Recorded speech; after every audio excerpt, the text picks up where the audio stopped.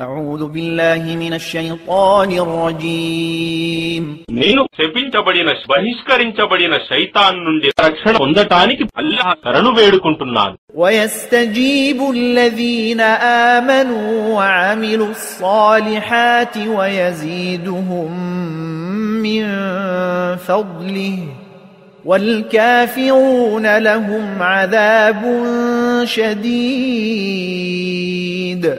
మరియు ఆయన విశ్వసించి సత్కార్యాలు చేసేవారి ప్రార్థనలను అంగీకరిస్తాడు మరియు వారిపై తన అనుగ్రహాన్ని మరింత అధికం చేస్తాడు.